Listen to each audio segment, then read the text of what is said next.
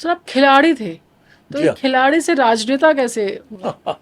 ये खिलाड़ी से राजनेता, देखिए राजनीति मैंने कहा ना, हम्म स्वतंत्रता सेनानी का बेटा कहीं ना कहीं देश हित राष्ट्र हित से तो जुड़ा होगा ही, हम्म इसमें कोई दो राय नहीं है।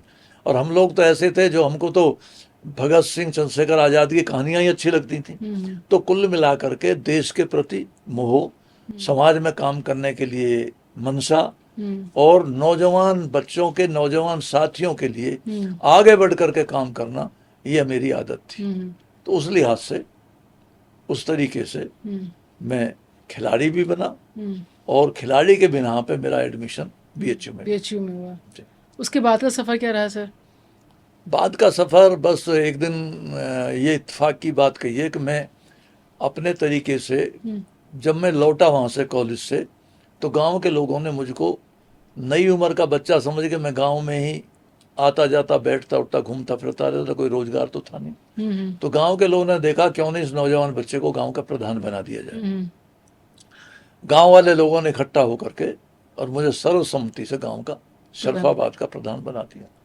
मेरे लिए काम करने का मौका था। हम्म तो मैंने गांव में बड़ी मेहनत के साथ में गांव के कहीं खरंजे, कहीं नाली, कहीं इस तरीके का काम करना शुरू हम्म किया।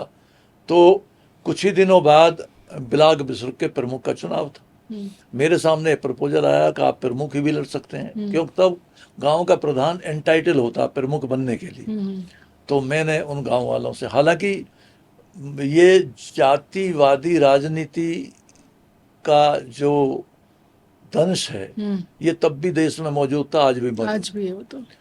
तो कुल मिलाकर के, क्योंकि हमारी इस इलाके में विशेषकर यदकुल के लोगों की, यादव हम्म लोगों की वोट करीबन 7-8 ही थी। हम्म बाकी गांव तो हमारे थे, हम्म लेकिन उनमें दूसरे लोग प्रधान थे।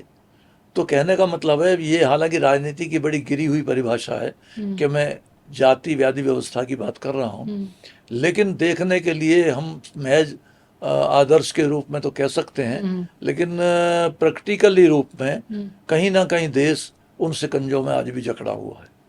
तो कुल मिलाकर के मैंने फिर भी अपने साथियों से कहा, ठीक है, इसको आजमा करके देखते हैं, मैं ब्लॉक प्रमुख का चुनाव लड़के देखता हूँ। हम्म ईश्वर की मेहरबानी और साथियों का साथ, हम्म कि जिस इलाके में हमारी वोटों की गिनती कुल 6-7 ही थी, हम्म और उसमें 150 गांव शामिल थे। हम्म तो 150 लोग तो दूसरी जातियों के थे, हम्म लेकिन ऊपर वाले का शुक्र है और हम्म उन दोस्तों की मेहरबानी, जो प्रधानों के रूप में जिन्होंने मुझे वोट दिया, हम्म कि मैं 150 गांवों के समूह में हम्म। अब तक के मैक्सिमम वोटों से जीत करके ब्लॉक प्रमुख बना। और ऐसा क्यों हुआ?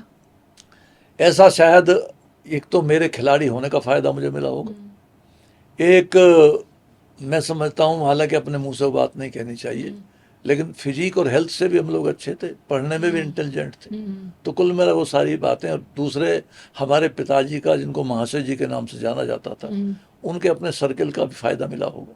तो कुल मिलाकर ये पूरा का पूरा हम्म फायदा, और ब्लॉक प्रमुख के रूप में हम्म परिणित हुआ, और मैं ब्लॉक प्रमुख बन गया। ब्लॉक प्रमुख रहते हुए मैंने वहाँ भी ब्लॉक में अच्छे काम किए, जो भी हम्म मुझसे हो सकते थे। हम्म इसी दौरान मुझको एक बुलावा आया कि हम्म माननीय मुलायम सिंह यादव जी तुमको यूपी भवन बुला रहे हैं। ये हम्म बात प्रमुखी के करीबन 1.5 साल के बाद हुई। हम्म मैं यूपी भवन में चला गया, हम्म और यूपी भवन में जब मैं गया तो वहाँ मुझको माननीय मुलायम सिंह जी, हम्म कुंवर रेवती रमन सिंह जी, हम्म बेनी प्रसाद वर्मा जी, और रमाशंकर कौशिक जी, ये एक कमरे में बैठे हुए मिले। हम्म मैंने नमस्ते की, मैं गया, तो हम्म मेरे सामने प्रपोजल मुलायम सिंह जी ने रख दिया हम्म कि भाई, तब मुझको धर्मपाल ही कहते थे, हम्म कि भाई धर्मपाल जी, तुमको हम अपनी पार्टी से हम्म बुलंदशहर से विधानसभा चुनाव लड़ाना चाहते हैं। हम्म मेरे लिए तो खुशी का मौका था, हम्म क्योंकि एक ब्लॉक प्रमुख को कोई बड़ा नेता अपनी तरफ से ऑफर दे, हम्म तो निश्चित तौर से उसको खुशी होना ही चाहिए। हम्म तो मैंने उनसे कहा कि अगर आप चाहेंगे तो मैं चुनाव लड़ लूँगा, हम्म और मैं चुनाव लड़ा। हम्म और उस वक्त के कद्दावर नेता सईदुल हसन साहब कैबिनेट मिनिस्टर होते थे एनडी तिवारी साहब की सरकार में। मैंने उनको काफ़ी बड़े मार्जिन से, यानी कि 73,000 वोटों से हराया। हम्म ये बात जनता दल के दौरान की थी, हम्म जब वीपी सिंह जी की सरकार, वीपी सिंह जी निकल पड़े थे हम्म राजीव गांधी जी की सरकार से अलग होकर के। हम्म तो मैं उन्हीं का उम्मीदवार था जनता दल का, और मैं भारी बहुमत के साथ वहाँ से जीत करके आगे बढ़ा।